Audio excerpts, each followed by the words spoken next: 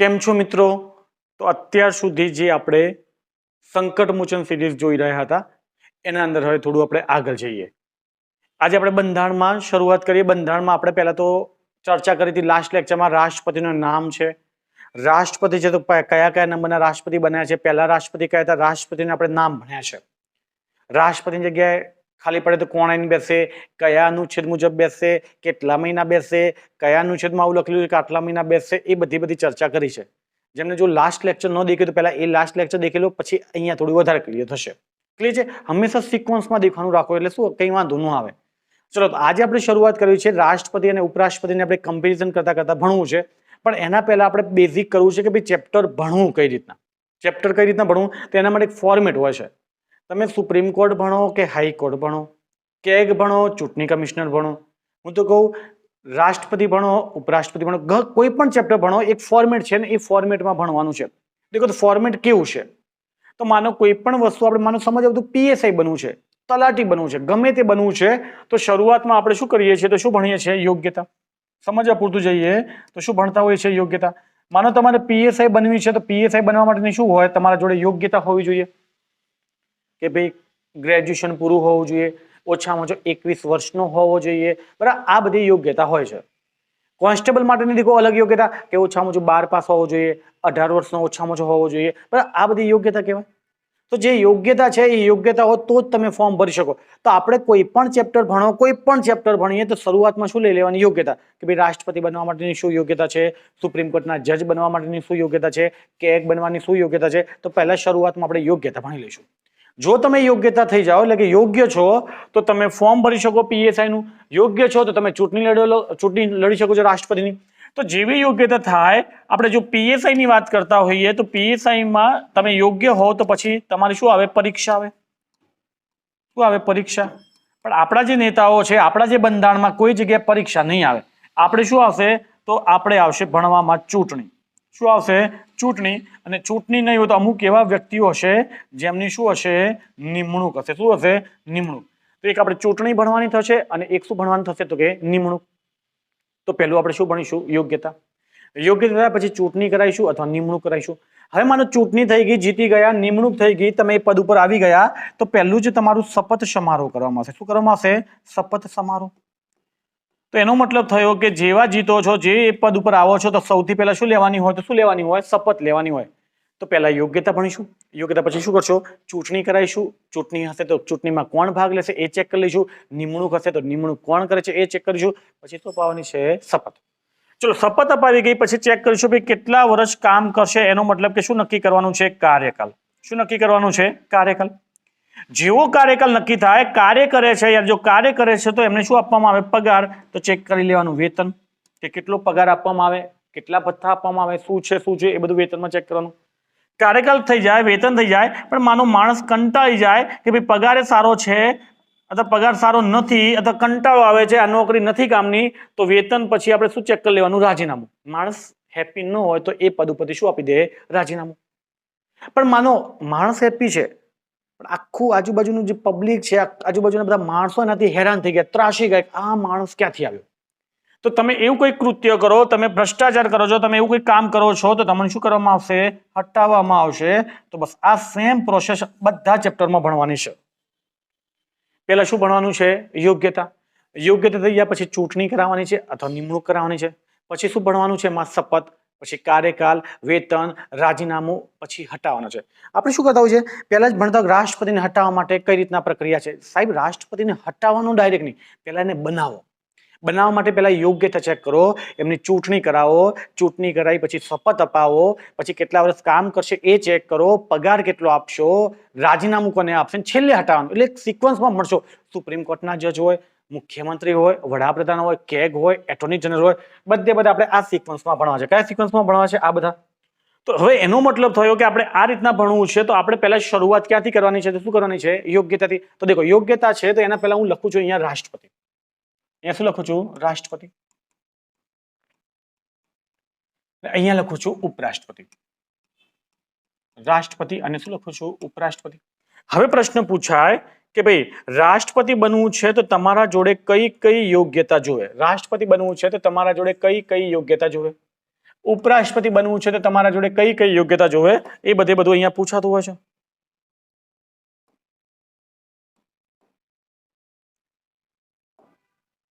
ચલો, રાષ્ટ્રપતિ બનવા માટેની શું યોગ્યતા જોઈએ? અહીંયા એક બે ચાર પ્રશ્નો હું એવા મસ્ત કરીશ કે હકીકતમાં તમને લાગશે કે યોગ્યતામાં આવા પ્રશ્ન પૂછાઈ શકે, પણ અત્યારે આપણે થોડું બેઝ કરીએ છીએ, બરાબર? એડવાન્સ લેવલ સુધી જઈશું, મજા આવશે કે ભાઈ આવા પ્રશ્ન પૂછાય છે તો કઈ રીતના જવાબ આપવું, બંધારણમાં શું લખેલું છે, એના માટે જે કાયદા બનાવે છે, રાષ્ટ્રપતિના નિયમો બનાવે છે, એમાં શું લખેલું છે, બધું ધીમે ધીમે ચર્ચા કરતા કરતા જઈશું. અત્યારે આપણે બેઝિક ચાલુ કરી છે કે પૂછાય રાષ્ટ્રપતિની યોગ્યતા શું છે. देखो, राष्ट्रपति बनवा माटेनी पहली योग्यता है, बधामां मोस्ट ऑफ ये योग्यता तो आवशे. राष्ट्रपति बनवा माटेनी पहली योग्यता है राष्ट्रपति भारतनो नागरिक होवो जोईए. शुं होवो जोईए? नागरिक होवो जोईए. चलो, राष्ट्रपति बनवा माटे भारतनो शुं होवो जोईए? नागरिक. चलो, उपराष्ट्रपति बनवा माटे पण सेम नु सेम. उपराष्ट्रपति बनवा माटे पण शुं होवो जोईए? भारतनो नागरिक होवो जोईए. भारतनो शुं होवो जोईए? नागरिक होवो जोईए. एनो मतलब के आपणा जोड़े एक योग्यता थई के राष्ट्रपति बनवा माटे भारतनो शुं जोईए? नागरिक. અત્યારે આ વખતે 2021-22 માં યુપીએસસી વાળા પ્રશ્ન પૂછ્યો તો, એ થોડા ટેકનિકલ લેંગ્વેજમાં પૂછ્યો તો, કહેવાય કે એક વિધાનો સંદર્ભે પૂછ્યો તો, પણ એ પ્રશ્નો આપણે અહીંયા બને છે. ઓકે, ચલો, પહેલો પ્રશ્ન પૂછાય કે ભાઈ રાષ્ટ્રપતિ બનવું છે તો ભારતનો શું જોવે? નાગરિક જોવે. શું જોવે? નાગરિક. ચલો, પહેલો પ્રશ્ન પૂછાય કે રાષ્ટ્રપતિ બનવા માટે ભારતનો શું જોવે? નાગરિક. ચલો, ઓપ્શન એ માં લખેલું છે કે રાષ્ટ્રપતિ બનવા માટે ભારતનો નાગરિક હોવો જોઈએ.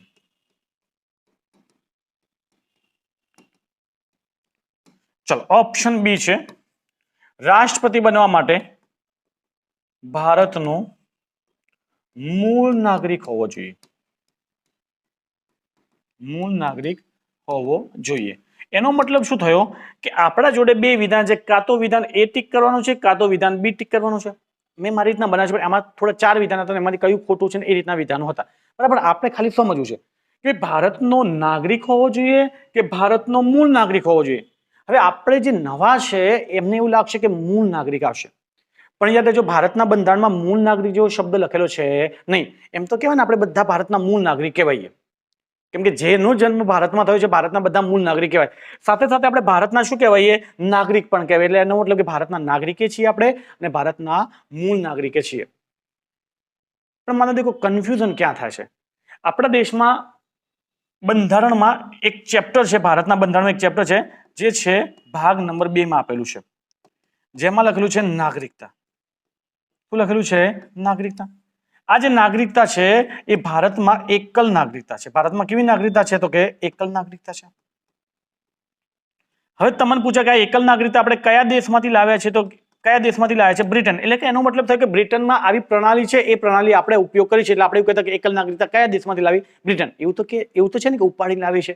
ના, પણ આપણે શું કહેતા હોય છે? બ્રિટનમાંથી લાવ્યા છે. એનો મતલબ શું થયો કે ભાઈ બ્રિટનમાં આ રીતની પોઝિશન છે કે એમાં એકલ નાગરિકતા છે. દેખો એમાં હોય શું સમજીએ. આપણે જેમ કે ભારતનો નાગરિક છે એવી રીતના આપણે ગુજરાતનો નાગરિક ન હોય, રાજસ્થાનનો નાગરિક ન હોય, ઉત્તર પ્રદેશનો નાગરિક ના હોય, ખાલી એ ભારતનો શું હોય? નાગરિક હોય. એનો મતલબ કે આપણે રાજ્યોની નાગરિકતા નથી આપતા. તો આવી જે રાજ્યોની નાગરિકતા નથી આપતા તો આપણે કેવી નાગરિકતા કહેવાય? તો એકલ નાગરિકતા કહેવાય. કેવી નાગરિકતા કહેવાય? એકલ. પણ અમેરિકા છે, એક દેશ છે અમેરિકા. અમેરિકામાં બેવડી નાગરિકતા છે. અમેરિકા જે દેશ છે એમાં કેવી નાગરિકતા છે? કેવી નાગરિકતા છે? બેવડી નાગરિકતા છે. તો અમેરિકામાં બેવડી નાગરિકતાનો મતલબ શું થયો કે અમેરિકાનો નાગરિક હશે ને ભારતનો નાગરિક છે? ના, એવું તો કોઈ દેશમાં નથી કે બે દેશની નાગરિકતા આપતો હોય. ભારતમાં પણ એવું છે, ભારતનો નાગરિક છે એ જો પાકિસ્તાનનો નાગરિક બને, અમેરિકાનો નાગરિક બને તો ભારતની નાગરિકતા શું થઈ જાય? સમાપ્ત થઈ જાય. બંધારણનો એક અનુચ્છેદ છે, અનુચ્છેદ નંબર 9. અન્ય દેશની નાગરિકતા ગ્રહણ કરે તો ભારતની નાગરિકતા શું થઈ જાય? સમાપ્ત થઈ જાય. આવું બંધારણમાં લખેલું છે. ક્લિયર છે? તો અમેરિકામાં નાગરિકતા બેવડી કેવી છે? તો યાર જો એમાં એવું હોય કે અમેરિકાનું ખુદનું નાગરિક હોય અને એના જે અમેરિકાના અલગ અલગ 50 રાજ્યો છે, 50 રાજ્યોની પણ નાગરિકતા શું હોય? અલગ હોય. માનું સમજવા પૂરતું જોઈએ કે અમેરિકામાં એક રાજ્ય છે અલાબામા. તો અલાબામા રાજ્યનો નાગરિક છે એવું કે હું અલાબામાનો નાગરિક છું. સાથે સાથે કોનો નાગરિક છે? અમેરિકાનો. તેના જોડે કેટલી નાગરિકતા આવી? 2. તો આવી નાગરિકતા કેવી નાગરિકતા કહેવાય? બેવડી. પણ એનો મતલબ થયો કે આપણે તો બેવડી નથી, આપણે કેવી નાગરિકતા છે? એકલ. એનો મતલબ કે ભારતનો આપણે શું હોવો જોઈએ? નાગરિક. હવે માનો સમજવા પૂરતું જોઈએ કે કોઈ પાકિસ્તાનનો કોઈ વ્યક્તિ છે, પાકિસ્તાનનો કોઈ રાષ્ટ્રપતિ છે, પાકિસ્તાનનો કોઈ વડાપ્રધાન છે, પાકિસ્તાનનો એવો વ્યક્તિ છે કે જે ભારતની નાગરિકતા લેવી છે તો લઈ શકે? તો હા લઈ શકે. એ આખું ચેપ્ટર છે, ભાગ 2 માં આપણે ભણવાનું થશે. એના માટે એક એક્ટ બનાવેલો છે, નાગરિકતા ભારતીય નાગરિકતા અધિનિયમ 1955. એમાં 5 પ્રકારે નાગરિકતાની પ્રાપ્તિ થાય છે અને 3 પ્રકારે નાગરિકતાની શું થાય છે? સમાપ્તિ થાય છે. હવે દેખો થયું શું કે કોઈ વ્યક્તિ પાકિસ્તાનનો નાગરિક છે, અફઘાનિસ્તાનનો નાગરિક છે, હું તો કહું અમેરિકાનો નાગરિક છે, એને ભારતની નાગરિકતા લેવી છે તો એ પોતાના દેશની નાગરિકતા છોડી દેશે અને ભારતની નાગરિકતા ગ્રહણ કરશે. તો આવું નાગરિકતામાં નિયમ છે.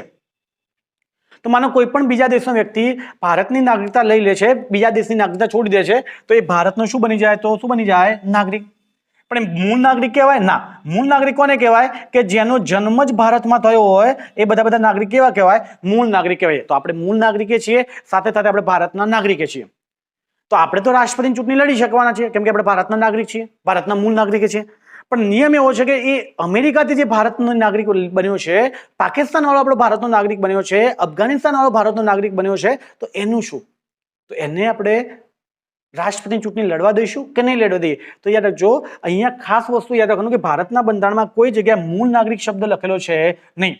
એનો મતલબ થયો કે આપણા દેશમાં શું લખેલું છે? ભારતનો નાગરિક. એનો મતલબ કે કોઈ પાકિસ્તાનનો વ્યક્તિ છે, ભારતની નાગરિકતા ગ્રહણ કરે, એ રાષ્ટ્રપતિની ચૂંટણી લડી શકશે. માનો અફઘાનિસ્તાનનો કોઈ વ્યક્તિ છે, એ ભારતની નાગરિકતા લે તો ગ્રહણ કરી શકશે. કોઈ અમેરિકાનો નાગરિક છે, એ ભારતનો નાગરિક બને તો રાષ્ટ્રપતિની ચૂંટણી શું કરી શકે? લડી શકે. એનો મતલબ કે ભારતના નાગરિક માટે મૂળ નાગરિક શબ્દની જોગવાઈ બંધારણમાં કરેલી છે નહીં. પણ અમેરિકામાં છે ને અલગ છે. જો અમેરિકામાં જો આ વ્યક્તિ છે, આ અફઘાનિસ્તાન અને પાકિસ્તાન વાળા છે, એ જો અમેરિકામાં નાગરિકતા લે તો એ અમેરિકાના નાગરિક કહેવાય. ને અમેરિકામાં એવો નિયમ છે કે જો તમારે અમેરિકામાં રાષ્ટ્રપતિની ચૂંટણી લડવી છે તો ફરજિયાત તમારે શું હોવું જોઈએ? અમેરિકાનો મૂળ નાગરિક હોવો જોઈએ. તો એનો મતલબ થયો કે આ વ્યક્તિઓ છે, અમેરિકામાં જઈને નાગરિક બને તો અમેરિકામાં રાષ્ટ્રપતિની ચૂંટણી લડી શકે નહીં, પણ ભારતમાં એ ચૂંટણી લડી શકે. તો ચલો પહેલો જ ક્લિયર કર્યો ડાઉટ કે ભારતનો મૂળ નાગરિક હોય કે નાગરિક? તો કેવો હોય? નાગરિક હોય. મૂળ નાગરિક શબ્દ છે નહીં. ચલો હવે બીજી યોગ્યતા પર જઈએ. ચલો આપણે એક યોગ્યતા ક્લિયર કરી. ચલો હવે બીજી યોગ્યતા ઉપર જવું છે કે ભાઈ ભારતના રાષ્ટ્રપતિ બનવા માટેની બીજી કઈ યોગ્યતા છે? તો એક લખેલું છે 35 વર્ષ. શું લખેલું છે? 35 વર્ષ. અહીંયા પણ શું લખેલું છે? તો કે 35 વર્ષ. શું લખેલું છે? 35 વર્ષ. હવે અહીંયા આવા પ્રશ્નો હોય કે રાષ્ટ્રપતિ બનવા માટે ઓછામાં ઓછો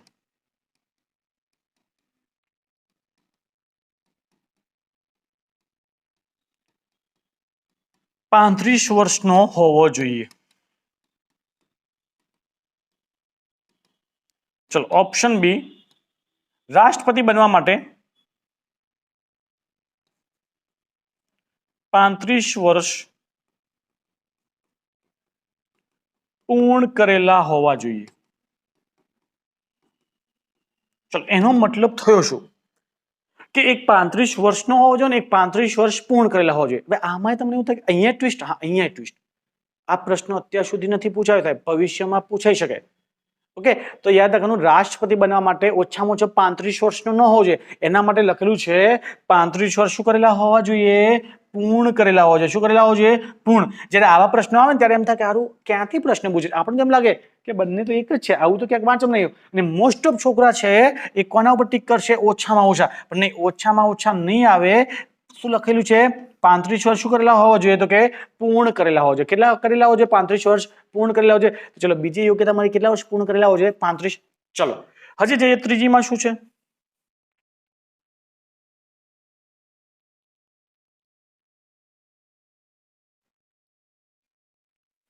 ચલો એનો મતલબ યોગ્યતા ચેક કરતા કરતા જઈએ તો એક યોગ્યતા થઈ ભારતનો નાગરિક, ઓલી બાજુમાં ભારતનો નાગરિક. 35 વર્ષ પૂર્ણ કરેલા હોવા જોઈએ. અહીંયા પણ 35 વર્ષ પૂર્ણ કરેલા હોવા જોઈએ. નંબર 3 માં છે કે કોઈ લાભનું પદ ધરાવતો હોવો જોઈએ નહીં. લાભનું પદ ધરાવતો હોવો જોઈએ નહીં. અહીંયા પણ સેમનું સેમ છે, કોઈ લાભનું પદ ધરાવતો હોવો જોઈએ નહીં. ચલો એનો મતલબ થયો શું? એનો મતલબ શું થયો કે ભાઈ લાભનું પદ કોને કહેવાય? પહેલો પ્રશ્ન પૂછ્યો કે લાભનું પદ કોને કહેવાય? તો લાભનું પદ થાય છે સરકારનો હોદ્દો. સરકાર તરફથી જે લાભ મેળવતો હોય, અમુક જગ્યાએ હું તો કહું કોઈ ફેસિલિટી તરીકે ક્યાંક ઘર મળતું હોય, સરકાર તરફથી લાભ મેળવતો હોય, સરકાર તરફથી પગાર મેળવતો હોય, એ બધા પદ કેવા કહેવાય? લાભના પદ કહેવાય. સમજવા પૂરતું જોઈએ કે અનુચ્છેદ 58 છે, અનુચ્છેદ 59 છે, એમાં 58 માં લખેલું છે રાષ્ટ્રપતિની યોગ્યતા, જ્યારે અનુચ્છેદ 59 માં લખેલી છે રાષ્ટ્રપતિની હોદ્દાની લાયકાતો અથવા હોદ્દાની શરતો છે. ઓકે, તો બંને જગ્યાએ પણ એવું લખેલું છે કે ભાઈ રાષ્ટ્રપતિ છે એ લાભનું પદ ધરાવતો હોવો ન જોઈએ. અહીંયા પણ ચોખ્ખું લખેલું છે લાભનું પદ ધરાવતો હોવો જોઈએ નહીં. તો લાભનું પદ એટલે કે સરકારી નોકરી હોય તો એને પહેલા એ છોડી દેવાની અને પછી રાષ્ટ્રપતિની ચૂંટણી લડવાની, તો આને કહેવામાં આવે લાભનું પદ. માનો હું તલાટી છું, હું પીએસઆઈ છું, હું ડીવાયએસપી છું, તો એ મને પગાર સરકાર આપે છે, તો એ પદ કેવું કહેવાય? લાભનું પદ કહેવાય. તો એ પદ ઉપરથી મારે રાજીનામું આપી દેવાનું અને પછી ચૂંટણી લડવા જવાનું. હજી આ 58 ને 59 અનુચ્છેદમાં એવું લખેલું છે કે રાષ્ટ્રપતિ છે, ઉપરાષ્ટ્રપતિ છે, રાજ્યનો રાજ્યપાલ છે, કેન્દ્રનો મંત્રી છે, રાજ્યનો મંત્રી છે, એ બધા લાભના પદમાં આવતા છે નહીં. પણ માનો હું પીએસઆઈ છું તો પીએસઆઈ માંથી 100% મારે રાજીનામું આપી દેવું પડે અને પછી હું ચૂંટણી લડી શકું. હું તલાટી છું તો તલાટીમાં મને પગાર સરકાર આપે છે, તો મારે રાષ્ટ્રપતિની ચૂંટણી લડવી છે તો તલાટીમાંથી શું આપી દેવું પડે? રાજીનામું. પછી જ રાષ્ટ્રપતિની ચૂંટણી લડી શકું, તો આને કહેવામાં આવે લાભનું પદ. હજી ચોથા નંબરમાં યોગ્યતા છે. ચલો, પહેલી યોગ્યતા ભારતનો નાગરિક, બીજું 35 વર્ષ પૂર્ણ કરેલા, ત્રીજું લાભનું પદ ધરાવતો હોવો જોઈએ નહીં. હવે ચોથી યોગ્યતા છે ને એ થોડું સમજવા જેવું છે કે ચલો દેશ છે તો દેશના કાયદા બનાવવાનું કામ કોનું છે? તો દેશના કાયદા બનાવવાનું કામ કોનું છે? તો કે સંસદનું છે. કોનું છે? સંસદનું છે. હવે સંસદે કાયદા બનાવવાના 2 રૂમ રાખ્યા છે. કાયદા બનાવવાના કેટલા રૂમ રાખ્યા છે? 2 રૂમ રાખ્યા છે, જેનું એક રૂમનું નામ છે લોકસભા. શું નામ છે? લોકસભા. જ્યારે બીજા રૂમનું નામ છે રાજ્યસભા. ચલો, તો સંસદ છે દેશના કાયદા બનાવે છે, પણ કાયદા રોડ ઉપર ઉભા તો બનશે નહીં. એના માટે શું રાખવું પડે? એક રૂમ રાખવું પડે. હવે એ રૂમ છે, એ રૂમને બંધારણની ભાષામાં શું કહેવાય? ગૃહ કહેવાય. તો પૂછાય સંસદના ગૃહ કેટલા? તો સંસદના ગૃહ કેટલા? 2. એકનું નામ છે લોકસભા, જ્યારે બીજાનું નામ શું છે? રાજ્યસભા છે. હવે અમુક ટાઈમ એવું થાય કે રાષ્ટ્રપતિ બનવા માટે યોગ્યતામાં શું લખેલું હોય? ઓપ્શન એ માં લખેલું હોય કે સંસદનો સભ્ય બની શકે તેવો હોવો જોઈએ. ઓપ્શન બી માં લખેલું હોય લોકસભાનો સભ્ય બની શકે તેવો હોવો જોઈએ. ઓપ્શન સી માં લખેલું હોય રાજ્યસભાનો સભ્ય બની શકે તેવો હોવો જોઈએ. અને ઓપ્શન ડી માં કંઈક બીજું લખેલું હોય. ઓકે, હવે એનો મતલબ શું થાય કે આપણે સંસદના 2 રૂમ છે, એક રૂમનું નામ શું છે? લોકસભા છે, જ્યારે બીજા રૂમનું નામ શું છે? રાજ્યસભા છે. રાષ્ટ્રપતિ અને ઉપરાષ્ટ્રપતિને બંનેને એક રૂમ આપી દેવાના. તો એનો મતલબ કે અહીંયા સંસદ લખશો તો બંને આવી જાય, લોકસભા રાજ્યસભા. સંસદનો મતલબ થાય લોકસભા રાજ્યસભા બંને ભેગું થાય. પણ રાષ્ટ્રપતિ માટે દેખો આપણે યોગ્યતા કેવી લખવાની છે? તો એના માટે લખવાની છે કે લોકસભાનો સભ્ય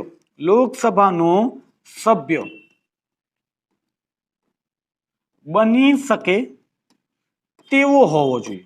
લોકસભાનો સભ્ય બની શકે તેવો હોવો જોઈએ. સંસદ સભ્ય કહો તો પાછું બંને આવી જાય. બરાબર, તો અહીંયા લખવાનું છે લોકસભાનો સભ્ય બની શકે તેવો. ચલો, ઓલી બાજુમાં શું લખવાનું છે? તો ઓલી બાજુમાં ખાસ યાદ રાખવાનું, લખવાનું છે રાજ્યસભાનો સભ્ય બની શકે તેવો હોવો જોઈએ. રાજ્યસભાનો સભ્ય બની શકે તેવો હોવો જોઈએ. એનો મતલબ થયો કે એક બાજુમાં લોકસભા લખવાનું છે અને એક બાજુમાં શું લખવાનું છે? રાજ્યસભા. આ બાજુમાં લોકસભા, આ બાજુમાં રાજ્યસભા, આ બાજુમાં રાષ્ટ્રપતિ, આ બાજુમાં શું છે? આપણા ઉપરાષ્ટ્રપતિ છે. તો આ ચોથી યોગ્યતા હતી. તમને જાણીને નવાઈ લાગશે કે અનુચ્છેદ નંબર 58 માં રાષ્ટ્રપતિની યોગ્યતા અથવા રાષ્ટ્રપતિની લાયકાતો આપેલી છે. એ લાયકાતોમાં ફક્ત 4 લાયકાતો જ આપેલી છે. એના સિવાયની કોઈ લાયકાત છે બંધારણમાં નથી આપેલી. દેવાળીઓ છે, અસ્થિર મગજનો છે, બરાબર, અસ્થિર મગજ એટલે કે ગાંડો છે, બરાબર, એ બધી વસ્તુઓ છે યોગ્યતામાં છે નહીં. પણ એ 1951 કાયદા બનાવે છે રાષ્ટ્રપતિ માટે, એની ચૂંટણી માટેના કાયદા બનાવે છે, એ બધી જગ્યાએ લખેલું છે. તો આપણે એ પણ યાદ રાખીએ. તો અત્યારે જો ભવિષ્યનો ક્યાંક પ્રશ્ન પૂછાય કે રાષ્ટ્રપતિ બનવા માટેની અનુચ્છેદ 58 મુજબ કઈ કઈ યોગ્યતાઓ બંધારણમાં આપેલી છે, તો આપણે ખાસ યાદ રાખવાનું આ 4 યોગ્યતા સિવાય 5મા નંબરની કોઈ યોગ્યતા ટીક નહીં કરવાની, કેમ કે આ 4 બાબતો જ બંધારણમાં આપેલી છે. બીજી બધી બાબતો કાયદામાં આપેલી છે. તો આ 4 બાબતો ક્યાં છે? બંધારણમાં છે. ક્લિયર છે? હવે દેખો થોડું આપણે આગળ જઈએ.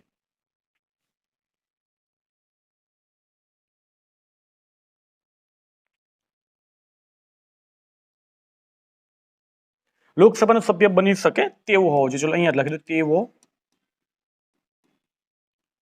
હોવો જોઈએ. ચલો, હવે જે બી યોગ્યતા હું બોલું છું એ બધી યોગ્યતા બંધારણમાં નથી, પણ ક્યાં છે? કાયદામાં છે, નિયમોમાં છે, રૂલ્સમાં છે. ચલો, તો 5મા નંબરની યોગ્યતા છે. ચલો, આને હું અલગ જ કરું છું. અહીંયાથી એક આપણે લાઈન ખેંચી લઈએ છીએ એટલે આપણને યાદ રહે. ચલો, અહીંયા જે યોગ્યતા છે 5મા નંબરની, એમાં એવું છે કે જો તમારે રાષ્ટ્રપતિ બનવું છે તો પહેલા તો કે અસ્થિર મગજનો ન હોવો જોઈએ. અસ્થિર મગજનો ના હોવો જોઈએ. પછી દેવાળીઓ ન હોવો જોઈએ. શું ના હોવો જોઈએ? દેવાળીઓ. જો કોઈ ન્યાયાલયે કોઈ વ્યક્તિને અસ્થિર મગજનો જાહેર કર્યો છે, કોઈ વ્યક્તિને ન્યાયાલય દેવાળીઓ જાહેર કર્યો છે, આ જાહેર કરવાનું કામ કોનું છે? તો ન્યાયાલયનું છે. એ રાષ્ટ્રપતિની ચૂંટણી લડી શકશે નહીં. પણ દેવાળીઓ અસ્થિર મગજનો છે એને તો આપણે રાષ્ટ્રપતિ બનાવતા નથી. કોઈ માનો ઘરમાં કોઈ દેવાળીઓ છે, બરાબર, પૈસા લઈને ભાગી ગયો છે, તો આપણે એમના પર વિશ્વાસ મૂકીએ છીએ? નથી મૂકતા. માનો કોઈ ગાંડો છે, ઘરમાં કોઈ ગાંડો છે, આપણે એના પર વિશ્વાસ મૂકીએ ના, તો એને પણ આપણે કોઈ સારું પદ નથી આપતા. તો રાષ્ટ્રપતિ થોડી ગાંડા બનાવવાના હોય. તો આપણે આવી યોગ્યતા તો બધી જગ્યા છે. આવી યોગ્યતા શું છે? બધી જગ્યા છે. એટલે હું આ યોગ્યતા લખતો નથી. પણ એક બે યોગ્યતા છે જે આપણા માટે કામની છે, સમજવા પૂરતું કામની છે. એક યોગ્યતા છે કે રાષ્ટ્રપતિ બનવું છે તો તમારે 15,000 રૂપિયા, કેટલા રૂપિયા? 15,000 રૂપિયા આરબીઆઈમાં ડિપોઝિટ કરાવવા પડશે. કેટલા રૂપિયા ડિપોઝિટ કરવા પડશે? આરબીઆઈમાં. ખાસ યાદ રાખજો, આરબીઆઈ છે ને, આરબીઆઈમાં ભરવાના, એસબીઆઈમાં નહીં ભરવાના. અથવા તમે રિટર્નિંગ ઓફિસર સામે પણ ભરી શકો છો, પણ મોસ્ટ ઓફ યાદ રાખવાનું 15,000 રૂપિયા તમારે આરબીઆઈમાં ભરવાના છે. આરબીઆઈ છે 1934ના એક્ટ મુજબ 1935માં બની છે, એ જ આપણી આરબીઆઈ છે. એ આરબીઆઈમાં તમારે 15,000 રૂપિયા ડિપોઝિટ કરવાના છે. અને યાદ રાખજો, નિયમ એવો છે કે 1/6 ઓછા વોટ મળે તો તમારી ડિપોઝિટ શું થઈ જાય છે? શું થઈ જાય છે? જપ્ત થઈ જાય છે. શું થઈ જાય? જપ્ત. એનો મતલબ તો કે 1/6 ઓછા વોટ મળે, માનો ટોટલ વોટ વૈધ મત, એટલે કે ટોટલ વોટ પડે નહીં, એમાંથી માનો કોઈ ડિસ્કોલિફાય થઈ ગયું વોટ અથવા કોઈ રદ કરવામાં આવ્યું વોટ, બરાબર, તો એ વોટ બાદ કરી અને જેટલા વેલિડ મત પડ્યા હોય એના 1/6 ઓછા વોટ મળે તો મારી ડિપોઝિટ જપ્ત થઈ જાય. દેખો, સમજવા પૂરતું સમજીએ.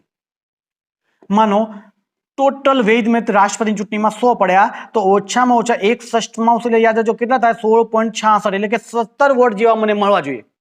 પછી એવું ના કરતા 1/6 એટલે 6%. ના, 6% નહીં, 16.66 ગણિત કરી લેવાનું. ઓકે, તો 16.66 છે, 17%, એટલે 17 થયા. તો માનો સમજવા પૂરતું જોઈએ કે 100 માંથી ઓછામાં ઓછા મને 17 વોટ મળે તો મારી ડિપોઝિટ પરત મળે. માનો મને 15 વોટ મળે તો મારી ડિપોઝિટ શું થઈ જાય? તો શું થઈ જાય? જપ્ત થઈ જાય. શું થઈ જાય? જપ્ત થઈ જાય. તો આ યાદ રાખવાનું છે. નિયમ છે 1/6 નો. બધી જગ્યાએ મોસ્ટ ઓફ છે. તમે દેખતા હો કે વિધાનસભાની ચૂંટણીઓ છે, લોકસભાની ચૂંટણીઓ છે, એમાં થોડા સમય પહેલા આપણે વાંચતા હોઈએ જ્યારે ચૂંટણી ગઈ આપણી વિધાનસભાની, હવે રાષ્ટ્રપતિની ચૂંટણી, સોરી, વડાપ્રધાનની ચૂંટણી આવી રહી છે, એટલે કે એનો મતલબ કે લોકસભાની ચૂંટણી આવી રહી છે. એમાં તમને દેખવા મળશે કે કોંગ્રેસના આ ઉમેદવારની બીજેપી ડિપોઝિટ ગુલ થઈ અથવા ડૂલ થઈ, જપ્ત થઈ. બીજેપીના આ ઉમેદવારની ડિપોઝિટ ડૂબલ થઈ, જપ્ત થઈ. તો એ કેમ થાય કે ઓછામાં ઓછા 1/6 ઓછા વોટ મળે તો ભાઈને ડિપોઝિટ પાછી આપવામાં આવતી છે નહીં. અને એવું પણ થાય કે એ ઉમેદવાર જીતી જાય છે. માનો 1/6 ઓછા વોટ છે અને એ વ્યક્તિ જીતી જાય છે, તો હવે શું કરે છે? જે જીતેલો ઉમેદવાર છે, ભલે એને વોટ ઓછા આવ્યા હોય તો એને લગભગ ડિપોઝિટ પાછી આપી દેતા હોય છે. પણ જો હારી ગયા ને એટલાથી વોટ ઓછા મળે તો પાછી ડિપોઝિટ મળશે નહીં. તો આવા બધા નિયમો છે. ચલો, તો એક યોગ્યતા 15,000 રૂપિયા આરબીઆઈમાં ભરવાના છે, 1/6 ઓછા ડિપોઝિટ તમારી શું થઈ જાય? જપ્ત. સેમનું સેમ અહીંયા ઉપરાષ્ટ્રપતિમાં પણ છે. કેટલા હજાર રૂપિયા ભરવાના છે આરબીઆઈમાં? કેટલા ભરવાના છે? 15,000. ક્યાં ભરવાના? આરબીઆઈમાં. નિયમ શું કહે છે? 1/6 ઓછા મળે તો ડિપોઝિટ તમારી શું થઈ જાય? જપ્ત થઈ જાય. તમને જાણીને નવાઈ લાગશે કે આ જે છે, આ જે ડિપોઝિટ છે, એ ડિપોઝિટ 1997 પહેલા ખાલી 2500 રૂપિયા જ હતી બંને બાજુમાં.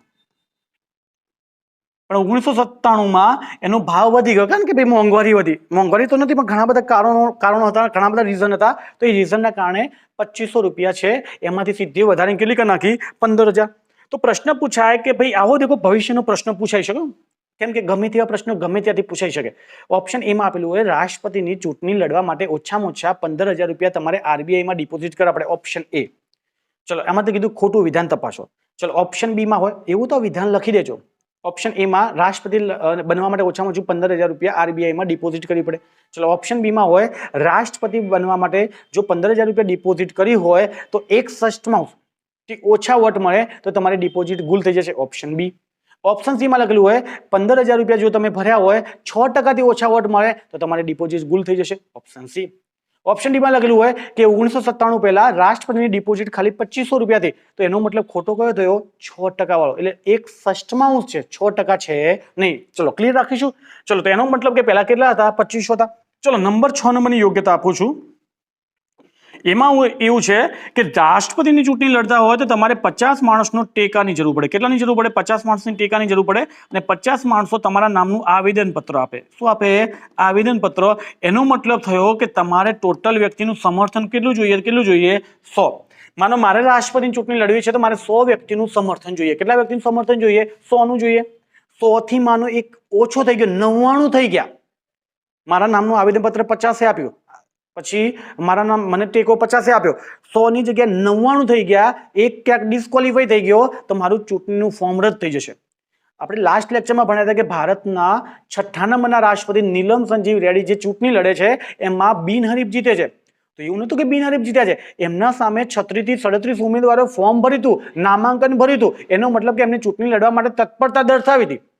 પરંતુ એ સમયે જે 20-20 નો ટેકો હતો, સોરી અત્યારે કેટલો છે? 100-100 નો છે. પહેલા યાદ રાખજો 10-10 નો ટેકો હતો. કેટલાનો હતો? 10-10 નો ટેકો હતો. એનો મતલબ કે ટોટલ કેટલું સમર્થન જોઈતું હતું? 20 નું સમર્થન જોઈતું હતું. એ વ્યક્તિઓને નહોતું મળ્યું, કેમ કે જે ચૂંટણી લડતા હોય ને એ વ્યક્તિઓ સમર્થન આપી શકે, એ જ વ્યક્તિ ટેકો આપી શકે, એ જ વ્યક્તિઓ આવેદનપત્ર આપી શકે, અને એ બીજા વ્યક્તિઓને નહોતા મળ્યા. એનો મતલબ કે બધાના ફોર્મ શું થઈ ગયા? રિજેક્ટ થઈ ગયા. એક ભાઈને બધાએ ભેગો થઈને ટેકો આપી દીધો, ને એ ભાઈ કયા હતા? આપણા નીલમ સંજીવ રેડ્ડી. એટલે ભારતનો રાષ્ટ્રપતિ નીલમ સંજીવ રેડ્ડી કેવો જીત્યા? બિનહરીફ જીત્યા. એવું નહોતું કે એમના સામે ફોર્મ નતા ભરાયા, ફોર્મ ભરાયા હતા, પણ આ ઓછામાં ઓછું સમર્થન છે એ નહોતું મળ્યું, એટલે શું થાય છે? એમનું ફોર્મ રદ થાય છે. તમે કોઈ પણ રાષ્ટ્રપતિની ચૂંટણી દેખતા હો ને તો એમાં દેખવાનું કે 110 વ્યક્તિઓ રાષ્ટ્રપતિને સમર્થન આપ્યું, તો 10 વ્યક્તિઓ કેમ વધારે રાખવામાં આવે? માનો એમાંથી કોઈક વ્યક્તિની મિસમેચ થાય, ક્યાંક ડોક્યુમેન્ટ્સ ખોટા છે, ક્યાંક આગુ પાછું થાય છે, ફોર્મ બરાબર નથી ભર્યું, સહી નથી કરી, તો એ વ્યક્તિ ડિલીટ કરતા કરતા માનો 100 થી ઓછા થઈ ગયા, તો ફોર્મ પણ રાષ્ટ્રપતિનું શું થઈ જાય? રદ. એટલે સપના રોળાઈ જાય. એના માટે કરીને સમર્થન 100 થી વધારે રાખવામાં આવે, પણ ઓછામાં ઓછું કેટલું સમર્થન જોઈએ? ટોટલ 100 નું જોઈએ. ચલો આવું નવું રાષ્ટ્રપતિ સાથે કહીએ તો ઉપરાષ્ટ્રપતિમાં કેટલું છે? તો ઉપરાષ્ટ્રપતિમાં યાદ રાખજો 20 નો ટેકો છે અને 20 નું શું છે? સમર્થન છે. ટોટલ કેટલું છે? 40 છે. એટલે આવેદન 20 આપશે, 20 ટેકો આપશે, તો રાષ્ટ્રપતિ માટે ટોટલ સમર્થન 40, સોરી ઉપરાષ્ટ્રપતિ માટે 40, રાષ્ટ્રપતિ માટે કેટલા? 100. આ પણ યાદ રાખજો, આ પણ આમાં પણ ચેન્જ કર્યો છે 1997 થી. 1997 પહેલા રાષ્ટ્રપતિ માટે 10 નો ટેકો હતો, 10 નું આવેદનપત્ર હતું. 1997 પહેલા ઉપરાષ્ટ્રપતિમાં 5 નો ટેકો હતો અને 5 નું સમર્થન હતું. પણ આ બધું કયા વર્ષથી વધારવામાં આવ્યું? 1997 થી. 5-5 ની જગ્યાએ અહીંયા કરી નાખ્યું 20-20, અહીંયા 10-10 ની જગ્યાએ શું કરી નાખ્યું? 50-50 કરી નાખ્યું. તો આ થઈ ગઈ રાષ્ટ્રપતિ બનવા માટેની શું થઈ? યોગ્યતા. ફરીથી મોટું ભારતનો નાગરિક, 35 વર્ષ, લાભનું પદ, લોકસભાના સભ્ય બની શકે, ઓલી બાજુમાં રાજ્યસભાના સભ્ય બની શકે. ચલો આ યોગ્યતા છે એ ક્યાં આપેલી છે? બંધારણમાં. આ બધી યોગ્યતા ક્યાં આપેલી છે? કાયદામાં આપેલી છે. આવો પ્રશ્ન બને કે રાષ્ટ્રપતિ બનવા માટે નીચે પૈકીનું કયું વિધાન ખોટું છે? ઓકે, આ બધા પ્રશ્નોની ચર્ચા આપણે કરીશું, પણ અત્યારે ખાલી થોડું હિન્ટ લેતા જઈએ. માનો કે ઓપ્શન એમાં રાષ્ટ્રપતિ બનવા બંધારણમાં શું લખેલું છે? તો રાષ્ટ્રપતિ બનવા માટે લોકસભાનો સભ્ય બની શકે તેવો હોવો જોઈએ, દેવાળીઓ ના હોવો જોઈએ, ગાંડો ના હોવો જોઈએ, અસ્થિર મગજ ના, આ બધું વિધાન. તો અસ્થિર મગજ એવું બંધારણમાં લખેલું છે? ના, એ બધું ક્યાં લખેલું છે? કાયદામાં લખેલું છે, નિયમમાં લખેલું છે. તો યોગ્યતા ખાલી બંધારણમાં આટલી 4 જ આપેલી છે, બીજી બધી યોગ્યતા છે નહીં. ચલો તો હવે આપણે રાષ્ટ્રપતિની યોગ્યતા ભણ્યા. રાષ્ટ્રપતિ શું ભણ્યા? યોગ્યતા. હવે આનાથી આગળ જવું છે, જેમાં આપણે ચૂંટણી ભણીશું. તો ચૂંટણીમાં શું છે તો એની ચર્ચા કરીએ.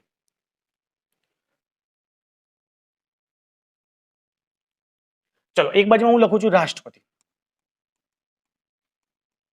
એક બાજુમાં લખું છું ફરીથી ઉપરાષ્ટ્રપતિ. ચલો યોગ્યતા થઈ ગઈ છે. હવે આપણે શું ભણવી છે? ચૂંટણી. તો ચલો એની ચૂંટણી કરાવી દઈએ.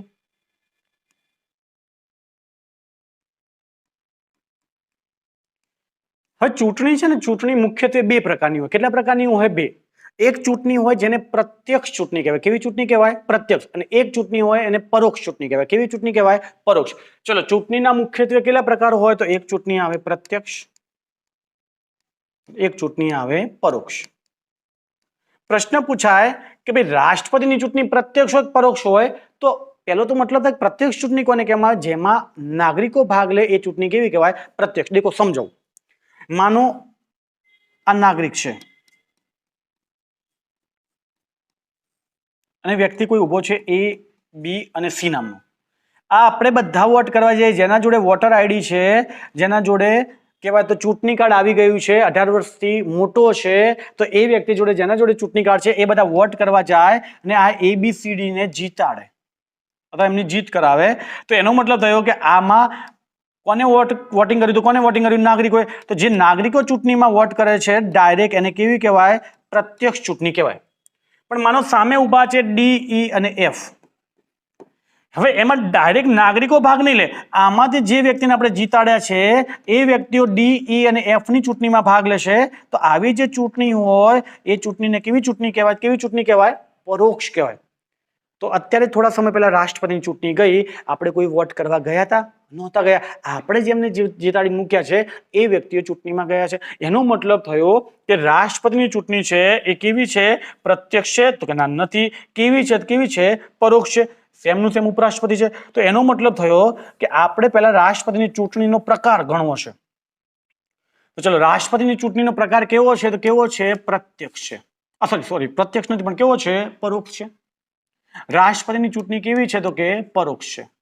પરોક્ષની જગ્યાએ અપ્રત્યક્ષ લખેલું. બરાબર, આ બધું સમજવાનું છે.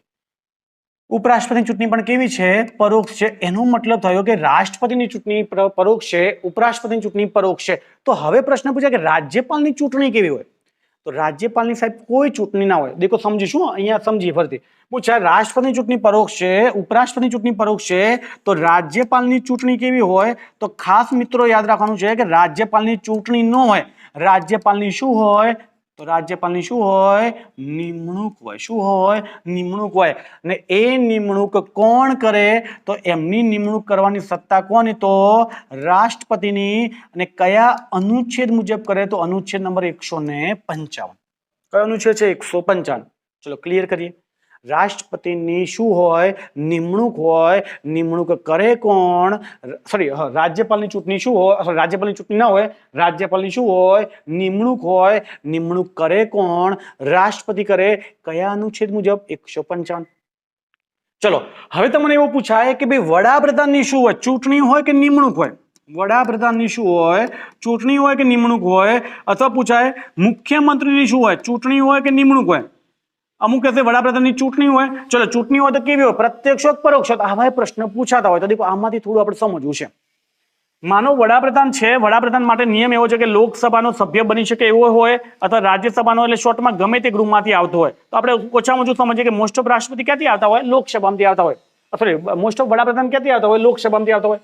હવે દેખો, વડાપ્રધાન છે તો આપણે સમજીએ કે અત્યારે એક ચૂંટણી આવી રહી છે 2024માં, જેને આપણે કઈ ચૂંટણી કહીએ છીએ? તો કે લોકસભાની ચૂંટણી કહીએ છીએ, જે આપણે 2024માં આવવાની છે. આ જે લોકસભાની ચૂંટણી છે ને, આખા દેશમાં થાય. લોકસભાની ચૂંટણી છે, આખા શું થાય? દેશમાં થાય. ને આખા દેશમાં ચૂંટણી થાય છે. એમાં ગુજરાત છે, રાજસ્થાન છે, પંજાબ છે, હરિયાણા છે, ઉત્તર પ્રદેશ છે, બિહાર છે, આખા બધા રાજ્યો ભાગ લે. એમાં અલગ અલગ બેઠકો ફાળવેલી છે. જેમ કે ગુજરાતને 26 બેઠકો આપેલી છે. આવી રીતના અલગ અલગ રાજ્યોને અલગ અલગ બેઠકો આપેલી છે. તો ગુજરાતમાંથી લોકસભાની ચૂંટણીમાં આખા ગુજરાતમાંથી કેટલા ઉમેદવારો જીતીને જાય? તો 26. ને આ ઉમેદવારો જે જીતે છે એ બધા દિલ્હીમાં બેસે ને એમને કહેવામાં આવે MP. શું કહેવામાં આવે? MP, member of parliament. તો જે લોકસભામાં જીતીને આવે છે ને આપણે કયા નામથી ઓળખીએ છીએ? MP તરીકે. અને એ ક્યાં જઈને બેસે છે? દિલ્હીમાં બેસે છે. હવે માનો સમજીએ, અલગ અલગ પાર્ટી પણ ઉભી રહે. જેમ કે કોંગ્રેસ ઉભી રહી, આમ આદમી પાર્ટી ઉભી રહી, બીજેપી વાળા ઉભા રહે, અલગ અલગ ઉભા રહ્યા. આખા દેશમાં ચૂંટણી થઈ અને લોકસભામાં સમજવા પૂરતું જઈએ કે બીજેપી વાળા આટલી બેઠકો મળી, આ બીજેપી વાળા જીત્યા છે. આ બીજેપીના MP નરેન્દ્ર મોદી જીત્યા. આ MP અમિત શાહ જીત્યા. MP રાજનાથસિંહ જીત્યા. MP સ્મૃતિ ઈરાની જીત્યા. શોર્ટમાં અલગ અલગ છે, અલગ અલગ બીજેપી વાળા છે, અલગ અલગ બીજેપી વાળા છે એ શું કર્યા? ચૂંટણીમાં જીત્યા. સામે કોંગ્રેસ વાળા ઉભા હતા. સમજવા પૂરતું છે કે કોંગ્રેસ વાળા જીત્યા. આ કોંગ્રેસ જીત્યું. કોંગ્રેસના MP બન્યા રાહુલ ગાંધી અને એમના બેન જીત્યા પ્રિયંકા ગાંધી. બંને જીતી ગયા, ખુશ થઈ ગયા. કોઈ જીતે કે ના જીતે, આપણે જીતી ગયા. આવી હાલત થઈ હતી, બેલ થઈ હતી ને વિધાનસભામાં, એવી હાલત હતી. ઓકે, વિધાનસભામાં તો રાહુલ ગાંધી ના ઉભા હોય, પણ સમજવા પૂરતું કોંગ્રેસની આવી હાલ થઈ હતી. તો બીજેપી આટલા જીતે છે, સામે કોંગ્રેસ આટલું જીતે છે, એનો મતલબ કે તમને કઈ પાર્ટી વધારે દેખાય છે જીતેલી? સૌથી મોટી પાર્ટી હોય, યાર જો સૌથી મોટી પાર્ટી હોય એ શું બનાવે? સરકાર બનાવે. શું બનાવે? સરકાર બનાવે. અને એના નીચે જે પાર્ટી હોય જે હારી ગઈ હોય પણ જેને સૌથી વધારે વોટ મળ્યા હોય એનો પણ નિયમ છે 10% વોટ મળવા જોઈએ, તો એ બધી છે એ બધી શું બનાવે? વિરોધ પક્ષ બનાવે. શું બનાવે? વિરોધ પક્ષ. તો આપણે પણ વિરોધ પક્ષમાં શાસક પક્ષમાં અત્યારે જવું છે નહીં, પણ અત્યારે આપણે જેટલું કામનું છે એટલું લઈ લઈએ. બીજેપી છે, બીજેપી સૌથી મોટું છે તો મોટી શું છે? સરકાર બનાવે. શું બનાવે? સરકાર. અને સરકાર, દેશની સરકાર ચલાવવા માટે એક વડો રાખવામાં આવે. શું રાખવામાં આવે? એક વડો રાખવામાં આવે અથવા એક વડા રાખવામાં આવે. વડો પ્રધાને કહેવાય અથવા કહેવાય વડા રાખવામાં આવે, જેને કહેતા હોય છે વડાપ્રધાન. ચલો, સરકાર ચલાવવા માટે શું રાખવામાં આવે? વડાપ્રધાન. ચલો ફરીથી, એક ચૂંટણી થાય છે લોકસભાની, અને લોકસભામાં જે પાર્ટી સૌથી વધારે બેઠકો જીતીને લાવે છે એ સરકાર બનાવે છે, જેને બહુમતી મળે છે સરકાર બનાવે છે, અને એ સરકાર બનાવે છે એ સરકારને ચલાવવા માટે શું બનાવવામાં આવે? વડાપ્રધાન. હવે દેખો થયું શું? વડાપ્રધાન છે, અહીંયા ઘણા બધા એમપી છે, આ રાજનાથસિંહ ને સ્મૃતિ ઈરાની બધા અંદરથી અવાજ લગાવશે કે આપણો વડાપ્રધાન કેવો હોય? તો કે નરેન્દ્ર મોદી જેવો હોય. આપણો વડાપ્રધાન કેવો હોય? તો કે નરેન્દ્ર મોદી જેવો હોય. આમ નારા લગાવતા લગાવતા, સમજ્યા પૂરતું નારા લગાવતા લગાવતા એ કોના જોડે જશે? તો રાષ્ટ્રપતિ જોડે જશે, દ્રૌપદી મુર્મુ જોડે જશે. રાષ્ટ્રપતિ કહેશે કે અમારો વડાપ્રધાન કેવો? તો કે નરેન્દ્ર મોદી જેવો. દ્રૌપદી મુર્મુ કહેશે હા ભાઈ શાંતિ રાખો, ચોક્કસ એને બનાવો છે, એ ભાઈને જ બનાવો છે, હા કે એ ભાઈએ આપણા માટે ખૂબ કર્યું છે, આપણા દેશ માટે ખૂબ કામ કર્યું છે, એમને જ વડાપ્રધાન બનાવવા છે. ઓકે, રાષ્ટ્રપતિ કે ઓકે ડન. તો રાષ્ટ્રપતિ છે, રાષ્ટ્રપતિ યાદ રાખજો અનુચ્છેદ નંબર 75 મુજબ, યાદ રાખજો ખાસ, અનુચ્છેદ નંબર 75 મુજબ વડાપ્રધાનની શું કરશે? નિમણૂક કરશે. શું કરશે? નિમણૂક. એનો મતલબ કે વડાપ્રધાન છે એ નરેન્દ્ર મોદી વડાપ્રધાન તરીકે ચૂંટણી નથી લડતા, એ એક એમપી તરીકે ચૂંટણી લડે છે, અને એમપીમાં જીતે પછી એમનું નામ સજેશન કરવામાં આવે વડાપ્રધાન તરીકે, અને એ વડાપ્રધાન બને છે. અને બંધારણમાં અનુચ્છેદ આપેલો છે, અનુચ્છેદ 75 મુજબ વડાપ્રધાનની નિમણૂક કોણ કરે? રાષ્ટ્રપતિ. સેમનું સેમ આવું. મુખ્યમંત્રી છે તો મુખ્યમંત્રી મોસ્ટ ઓફ વિધાનસભા અને વિધાન પરિષદમાંથી આવતા હોય છે. આપણે સમજવા પૂરતું છે કે અત્યારે જ આપણે ચૂંટણી થઈ હતી, એક વિધાનસભાની ચૂંટણી થઈ હતી. કઈ ચૂંટણી થઈ હતી? વિધાનસભાની ચૂંટણી થઈ હતી. અને વિધાનસભાની ચૂંટણીમાં, વિધાનસભા છે ને દરેક રાજ્યોમાં હોય, તો ગુજરાત રાજ્યમાં વિધાનસભા એ રાજ્યની કાયદા બનાવે. ગુજરાત રાજ્યના કાયદા કોણ બનાવે? ગુજરાતની વિધાનમંડળ. વિધાનમંડળ છે એના અંદર બે ભાગ પડે, વિધાનસભા અને વિધાન પરિષદ. ઓકે, એ વિધાનમંડળના ગૃહ કહેવાય. આપણે વિધાન પરિષદ છે નહીં, આપણે ખાલી શું છે? વિધાનસભા છે. કેમ કે અમુક રાજ્યો છે એમાં જ વિધાન પરિષદ છે. વિધાનસભાનું કામકાજનું ભારણ વધી જાય તો એક નવું ગૃહ બનાવવામાં આવે જેને વિધાન પરિષદ કહેવાય. એ આપણે સંસદમાં જે જોવાનું છે. પણ અત્યારે જો ગુજરાતમાં વિધાનસભા છે, વિધાનસભાની અત્યારે ચૂંટણી થઈ હતી 182 માટે, અને એમાં આપણે ખબર છે કે આપણે 156 બેઠકો કોને આપી દીધી? બીજેપીને. એટલે કે બીજેપીને આપણે જીતાડ્યા બહુમતીથી, જંગી બહુમતી કહેવાય. તો સમજવા પૂરતું જોઈએ કે આ બીજેપી વાળા જીત્યા. બીજેપીના હવે વિચાર યાદ રાખજો, વિધાનસભામાં જે જીતે ને એને એમએલએ કહેવાય. શું કહેવાય? MLA, member of legislative assembly. Member of legislative assembly. ચલો, તો એમએલએ કહેવામાં આવે. તો બીજેપીના એમએલએ જીત્યા ભૂપેન્દ્રભાઈ પટેલ, એમએલએ જીત્યા પ્રવીણભાઈ માળી, એમએલએ જીત્યા શંકરભાઈ ચૌધરી. અલગ અલગ વ્યક્તિઓ છે, ઘણા બધા પોતાના આજુબાજુના એમએલએ બધાને યાદ કરી દેવાના, એ બધા આપણા એમએલએ છે. ને આ એમએલએ ગાંધીનગરમાં બેસે. ક્યાં બેસે? ગાંધીનગરમાં. એમપી ક્યાં બેસે? તો દિલ્હીમાં. જ્યારે આ બધા ક્યાં બેસે? ગાંધીનગરમાં. હવે અહીંયા સામે કોંગ્રેસ વાળા ઉભા રહ્યા કે અમારે ઉભું રહેવું છે, અમારે જીતવું છે, અમારે મુખ્યમંત્રી બનાવો છે, અમારે સરકાર બનાવી છે. આમ આદમી પાર્ટી ઉભી રહી. તમે જોયું હશે બધાનો સફાયો થઈ ગયો. તો સમજવા પૂરતું જે બીજેપી જીત્યું, સામે સામે કોંગ્રેસ ઉભું, કોંગ્રેસ આટલું જીત્યું. કોણ જીત્યું? કોંગ્રેસમાં આટલું જીત્યું. કોંગ્રેસના એક એમએલએ જીત્યા, નામ નથી આપવા, 2-3 નામ છે, બંને નામ કેમ ફેમસ છે, પણ શોર્ટમાં સમજવા પૂરતું કે આ એમએલએ બન્યા બંને. હવે અહીંયા જેમ સરકાર બની, અહીંયા પણ મોટી પાર્ટી હોય જેને બહુમતી મળી હોય એ શું બનાવે? સરકાર બનાવે. આ સરકાર દેશમાં બનાવવાની હતી, એટલે વડાપ્રધાન બનાવવામાં આવે. આ સરકાર ક્યાં બનાવવાની છે? રાજ્યમાં. તો રાજ્યમાં બનાવી છે તો એના માટે યાર જો એક પ્રધાન બનાવવામાં આવે જેને કહે છે મુખ્ય પ્રધાન અથવા કે મુખ્યમંત્રી. ચલો, તો પ્રશ્ન પૂછાય કે રાજ્યમાં સરકાર ચલાવવા શું બનાવવામાં આવે? એક વડો, જેને શું કહેતા હોય? વડાને મુખ્યમંત્રી. જ્યારે દેશમાં સરકાર ચલાવવા માટે વડો બનાવવામાં આવે શું કહેવાય? વડાપ્રધાન, પ્રાઇમ મિનિસ્ટર, ચીફ મિનિસ્ટર. હવે આ મુખ્યમંત્રી છે એમાં શું થશે? તો સેમ નું સેમ કન્ડિશન આવી, જેમાં અહીંયા એમપી અવાજ કરતા કરતા ગયા કે અમારો વડાપ્રધાન કેવો હોય તો કે નરેન્દ્ર મોદી જેવો. અહીંયા બીજેપીના એમએલએ રાડુ પાડતા પાડતા જશે, હોબાળો કરતા કરતા જશે, રેલી કરતા કરતા જશે કે અમારા મુખ્યમંત્રી કેવા હોય તો કે ભાઈ ભૂપેન્દ્ર પટેલ જેવા હોય. અમારા મુખ્યમંત્રી કેવા હોય તો કે વિજય રૂપાણી જેવા હોય. જે નામ આપે એ સજેસ્ટ કરે. આ બધા દેખો, આ રાષ્ટ્રપતિ જોડે જશે તો આ બધા કોના જોડે જશે તો રાજ્યપાલ જોડે જશે. આચાર્ય દેવવ્રત છે ભારત ગુજરાતના રાજ્યપાલ, એમના જોડે જશે કે અમારા મુખ્યમંત્રી કેવા હોય તો કે ભૂપેન્દ્ર પટેલ જેવા હોય. આચાર્ય દેવવ્રત કે હા સાંભળી લીધું, શાંતિ શાંતિ, ક્લિયર છે. તો એ રાજ્યપાલ કે ચલો આ ભાઈને જ બનાવે છે, 100% ભૂપેન્દ્રભાઈ બનાવે છે, હા ભૂપેન્દ્રભાઈને જ બનાવે છે, તો ઓકે ચલો ડન. તો રાજ્યપાલ છે દેખો અહીંયા 75 છે, અહીંયા યાદ રાખજો એક એક ઓછો કરો, 75 એટલે 7 માંથી ઓછો કરો 6, 5 માંથી ઓછો 4, તો યાદ રાખજો અહીંયા લખવાનો 64 અને આગળ મૂકી દેવાનો એકડો. તો રાજ્યપાલ અનુચ્છેદ 164 મુજબ મુખ્યમંત્રીની શું કરી દેશે? નિમણૂક. તો ભૂપેન્દ્ર પટેલ આપણે શું બની ગયા? મુખ્યમંત્રી. એનો મતલબ થયો કે મુખ્યમંત્રી છે એમની નિમણૂક રાજ્યપાલ કરે, વડાપ્રધાન છે એમની નિમણૂક રાષ્ટ્રપતિ કરે, અને રાજ્યપાલની નિમણૂક પણ કોણ કરે? રાષ્ટ્રપતિ.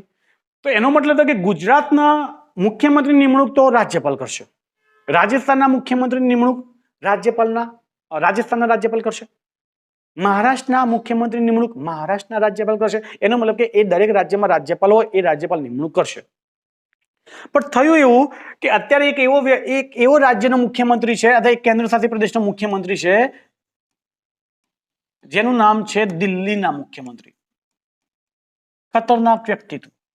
ઓકે, અને દિલ્હીમાં કહેવાય કે અરવિંદ કેજરીવાલનો પણ જાદુ ચાલે છે. સાહેબ 2 વખત ચૂંટણી લડી છે અને બંને વખત સાહેબ મુખ્યમંત્રી બન્યા છે, અને કહેવાય સફાયો કરી નાખ્યો. જે રીતના ગુજરાતમાં કોંગ્રેસનો આમ આદમી પાર્ટીનો સફાયો થઈ જાય એવી રીતના દિલ્હીમાં કોંગ્રેસ સાહેબ વર્ચસ્વ ધરાવતી. શીલા દીક્ષિત પણ એમના મુખ્યમંત્રી રહ્યા છે લાંબા સમય સુધી. એમને તો ચલો અત્યારે નિધન થઈ ગયું છે, પણ એ કોંગ્રેસનું ગઢ કહેવાય દિલ્હી. એ કોંગ્રેસનો સફાયો થઈ ગયો, સાથે સાથે બીજેપીનો સફાયો થઈ જતો. તમને ખબર છે કે બીજેપી વાળાએ ખૂબ મહેનત કરી, કોંગ્રેસ વાળાએ મહેનત કરી, પણ બીજેપી ત્યાં ફાવ્યું નહીં. એ કયું રાજ્ય? દિલ્હી. અને દિલ્હીમાં જે આમ આદમી પાર્ટીની સરકાર બને છે, કેમ કે 70 સીટોમાંથી મોસ્ટ ઓફ 68, 69, કારણ કે શોર્ટમાં ક્લીન સ્વીપ આપી દે, બધી બેઠકો જીતી જાય, 1-2 ક્યાંક બીજા ના આપે એવી હાલત હતી. તો દિલ્હીમાં જે મુખ્યમંત્રી બને છે જેનું નામ છે અરવિંદ કેજરીવાલ. તો દિલ્હીના બધા એમએલએ છે એ બધા અવાજ લગાવતા જાય કે અમારો મુખ્યમંત્રી કેવો હોય તો કે અમારો મુખ્યમંત્રી કેવો હોય તો કે અરવિંદ કેજરીવાલ જેવો હોય. હવે આપણે મુખ્યમંત્રી જોડે નામ સજેસ્ટ કરાવવું તો મુખ્યમંત્રી તો કોના જોડે જતા હતા? રાજ્યપાલ જોડે. પણ આ બધા કોના જોડે જશે તો કે રાષ્ટ્રપતિ જોડે જશે. કોના જોડે જશે? રાષ્ટ્રપતિ. ભારતનો એકમાત્ર મુખ્યમંત્રી જેમની નિમણૂક કોણ કરશે? રાષ્ટ્રપતિ. આ બધા અવાજ લગાવતા ભારતના રાષ્ટ્રપતિ છે દ્રૌપદી મુર્મુ જોડે જશે કે ભાઈ અમારો મુખ્યમંત્રી કેવો તો કે અરવિંદ કેજરીવાલ. દ્રૌપદી મુર્મુ કે હા ભાઈ શાંતિ રાખો, બનાવી દઉં છું એમને, ટેન્શન ના લો. તો ભારતના રાષ્ટ્રપતિ છે એક અનુચ્છેદ છે બંધારણનો, અનુચ્છેદ નંબર 239AA. કયો અનુચ્છેદ છે? અનુચ્છેદ 239AA મુજબ દિલ્હીના મુખ્યમંત્રી અરવિંદ કેજરીવાલની શું કરશે? નિમણૂક કરવામાં આવશે. એનો મતલબ થયો કે દિલ્હીના મુખ્યમંત્રીની નિમણૂક રાષ્ટ્રપતિ કયા અનુચ્છેદ મુજબ કરે? તો 239AA. દેખો 5 અનુચ્છેદ થયા. પૂછાય રાજ્યપાલની નિમણૂક કરવી છે, રાજ્યપાલની નિમણૂક કરવી છે, અનુચ્છેદ નંબર કયો? 155. અને એ નિમણૂક કોણ કરે? તો રાષ્ટ્રપતિ. વડાપ્રધાનની નિમણૂક કરવી છે, વડાપ્રધાનની નિમણૂક કરવી છે તો અનુચ્છેદ નંબર કયો? તો 75. અને કોણ કરે? તો કે રાષ્ટ્રપતિ. પ્રશ્ન પૂછાય મુખ્યમંત્રીની નિમણૂક કરવી છે, એનો મતલબ કે ગુજરાતના મુખ્યમંત્રીની નિમણૂક કરવી છે તો અનુચ્છેદ નંબર કયો? 164. અને એ નિમણૂક કોણ કરે? તો કોણ કરે? રાજ્યપાલ. પણ દિલ્હીના મુખ્યમંત્રી છે, દિલ્હીના મુખ્યમંત્રી છે એમની જો નિમણૂક કરવી હોય તો અનુચ્છેદ નંબર કયો થયો? તો અનુચ્છેદ નંબર થયો 239AA. અને નિમણૂક કોણ કરે? તો કોણ કરે? રાષ્ટ્રપતિ. કયા પતિ? રાષ્ટ્રપતિ. તો આટલું આપણે સમજવાનું છે. હવે આપણે ક્યાં ચાલતા હતા? રાષ્ટ્રપતિમાં. ફરીથી ત્યાં જતા રહીએ. આ થોડું કામનું હતું એટલે આપણે થોડી એની ચર્ચા કરી. ચલો ફરીથી, રાષ્ટ્રપતિની ચૂંટણીમાં નાગરિકો ભાગ નથી લેતા તો ચૂંટણી કેવી થઈ? પરોક્ષ. અહીંયા પણ ચૂંટણી કેવી થઈ? પરોક્ષ. એનો મતલબ કે બંને જગ્યાએ ચૂંટણી કેવી છે? પરોક્ષ છે. પરોક્ષમાં નાગરિકો ભાગ ન લે તો એનો મતલબ કે આમની ચૂંટણીમાં ભાગ લેશે કોણ? રાષ્ટ્રપતિની ચૂંટણીમાં કોણ ભાગ લે? તો યાર જો રાષ્ટ્રપતિની ચૂંટણીમાં લોકસભા છે, રાજ્યસભા છે, વિધાનસભા છે, યાર જો વિધાન પરિષદ નહીં આવે, પણ યાર જો હજી એક થોડું સમજીએ. વિધાનસભા છે અને એક શબ્દ લખું છું દિલ્હી પુડુચેરી. યાદ રાખજો રાજ્યમાં છે ને અત્યારે પ્રશ્ન એવો પૂછે કે આપણા દેશમાં કુલ કેટલી વિધાનસભા છે? કુલ કેટલી વિધાનસભા છે? તો યાદ રાખજો દરેક રાજ્યને એક એક વિધાનસભા આપી છે. એવું ના કે બે રાજ્યો વચ્ચે એક વિધાનસભા. યાદ રાખજો દરેક રાજ્યમાં એક વિધાનસભા આપી છે. એનો મતલબ કે આપણે રાજ્યો કેટલા? 28. તો 28 રાજ્યોમાં વિધાનસભા છે. કેન્દ્ર શાસિત પ્રદેશ છે ને એ નાના હોય, એ ડાયરેક્ટ કેન્દ્રના હાથમાં હોય. પણ 3 એવા કેન્દ્ર શાસિત પ્રદેશ છે જ્યાં વિધાનસભા આપી છે, જેનું નામ છે JDP. જમ્મુ કાશ્મીરની વિધાનસભા, દિલ્હીની વિધાનસભા અને પુડુચેરીની વિધાનસભા. તો પૂછાય કે કેટલા રાજ્યોમાં વિધાનસભા છે? તો 28 રાજ્યોમાં. કેટલા કેન્દ્ર શાસિત પ્રદેશમાં વિધાનસભા છે? તો 3. તો દેશમાં કેટલી વિધાનસભા ટોટલ થઈ? તો 31. 3માં કઈ કેન્દ્ર શાસિત પ્રદેશમાં? તો કે JDP. જમ્મુ કાશ્મીર પહેલા રાજ્ય હતો, હવે કેન્દ્ર શાસિત પ્રદેશ બનાવી, તો એ જમ્મુ કાશ્મીરની વિધાનસભા, એક દિલ્હીની વિધાનસભા અને એક પુડુચેરીની વિધાનસભા. તો ચલો દેશમાં ટોટલ વિધાનસભા થઈ કેટલી? તો કેટલી થઈ? 31. એમાં આ દિલ્હી અને પુડુચેરી છે, એ દિલ્હી અને પુડુચેરી માટે એક સુધારો કર્યો, 70મો સુધારો 1992. અને એવું કહેવામાં આવ્યું કે દિલ્હી અને પુડુચેરીના સભ્યો છે એ પણ રાષ્ટ્રપતિની ચૂંટણીમાં ભાગ લઈ શકશે. એનો મતલબ કે એના પહેલા નહોતા લઈ શકતા, એનો મતલબ એવો થયો. તો દિલ્હી અને પુડુચેરીના સભ્યો કઈ સુધારા દ્વારા રાષ્ટ્રપતિની ચૂંટણીમાં ભાગ લે છે? તો 70મો સુધારો 1992. તો તમે જમ્મુ કાશ્મીરના ભાગ લેશે કે નહીં લે? તો જમ્મુ કાશ્મીરની જ્યારે અત્યારે વિધાનસભા અસ્તિત્વમાં નહોતી, ચૂંટણી થઈ ગઈ પણ વિધાનસભા એમની અસ્તિત્વમાં નહોતી એટલે ભાગ નહોતો લીધો. પણ નિયમ એવો બનાવે છે કે જમ્મુ કાશ્મીરની વિધાનસભાને એ બધા નિયમો લાગુ પડશે, એ બધા કાયદા લાગુ પડશે જે પુડુચેરીની વિધાનસભાને લાગુ પડે છે. તો એનો મતલબ તો પુડુચેરીના વિધાનસભાના સભ્યો ભાગ લે છે રાષ્ટ્રપતિની ચૂંટણીમાં, તો જમ્મુ કાશ્મીરના સભ્યો પણ રાષ્ટ્રપતિની ચૂંટણીમાં શું કરશે?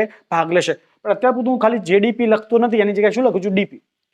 તો ચલો રાષ્ટ્રપતિની ચૂંટણીમાં કોણ ભાગ લે? તો કે લોકસભા, રાજ્યસભા, વિધાનસભા, દિલ્હી પુડુચેરીના. પણ હવે પ્રશ્ન પૂછ્યા કેવા સભ્યો ભાગ લે? ઓપ્શન A માં આપેલું હોય ચૂંટાયેલા, B માં આપેલું હોય નિમણૂક, અને ચૂંટાયેલા અને નિમણૂક બંને ભેગા કરો તો એને કહેવામાં આવે તમામ સભ્યો. તો પૂછ્યા રાષ્ટ્રપતિની ચૂંટણીમાં કોણ ભાગ લે?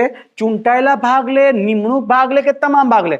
રાષ્ટ્રપતિની ચૂંટણીમાં લોકસભા, રાજ્યસભા, વિધાનસભા, દિલ્હી પુડુચેરીના ચૂંટાયેલા સભ્યો ભાગ લે, નિમણૂક સભ્યો ભાગ લે કે તમામ સભ્યો ભાગ લે? તો યાર જો નિમણૂક સભ્યો અહીંયા રાષ્ટ્રપતિની ચૂંટણીમાં ભાગ નહીં લે. કેમ? કેમ કે રાષ્ટ્રપતિ છે ને રાજ્યસભામાં 12 માણસોની નિમણૂક કરે છે અનુચ્છેદ નંબર 80 મુજબ, જેમાં લખેલું છે કલા, સાહિત્ય, વિજ્ઞાન અને સમાજ સેવા સાથે જોડાયેલા હોય એવા 12 વ્યક્તિની નિમણૂક રાષ્ટ્રપતિ કરે છે.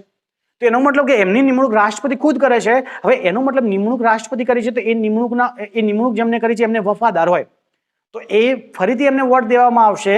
અનુચ્છેદ 57 મુજબ ફરીથી રાષ્ટ્રપતિ ચૂંટણી લડી શકે છે. તો ફરીથી રાષ્ટ્રપતિ ચૂંટણી લડે તો એ 12 વ્યક્તિ કોને ચૂંટણીમાં વોટ કરે? એ રાષ્ટ્રપતિને વોટ કરે. એટલે નિયમ એવો બનાવે, એક વોટથી માણસ હારી જાય, અહીંયા તો 12 વોટ છે. તો યાદ રાખજો નિમણૂક સભ્યો છે રાષ્ટ્રપતિ દ્વારા નિમણૂક કરવામાં આવે છે એટલે એમને ચૂંટણીમાં ભાગ લેવા દેવામાં આવશે નહીં. એનો મતલબ કે તમામ સભ્યો નહીં આવે, એનો મતલબ કે સભ્યો કેવા આવશે? કેવા આવશે? ચૂંટાયેલા. ચલો ક્લિયર થયું. રાષ્ટ્રપતિની ચૂંટણીમાં કોણ ભાગ લે? તો હવે આપણી લાઈન થઈ લોકસભા, રાજ્યસભા, વિધાનસભા, દિલ્હી પુડુચેરીના કેવા સભ્યો ભાગ લે? કેવા સભ્યો ભાગ લે? ચૂંટાયેલા સભ્યો ભાગ લે. કેવા સભ્યો ભાગ લે? ચૂંટાયેલા. નિમણૂક અને તમામ સભ્યો ભાગ લેશે નહીં. ક્લિયર છે? ચલો હવે પૂછાય ઉપરાષ્ટ્રપતિની ચૂંટણીમાં કોણ ભાગ લેશે? તો ઉપરાષ્ટ્રપતિની ચૂંટણીમાં ખાસ યાદ રાખવાનું છે કે ઉપરાષ્ટ્રપતિની ચૂંટણીમાં લોકસભા અને રાજ્યસભાના સભ્યો ભાગ લેશે. વિધાનસભા અને વિધાન પરિષદના સભ્યો અહીંયા ભાગ લેશે નહીં.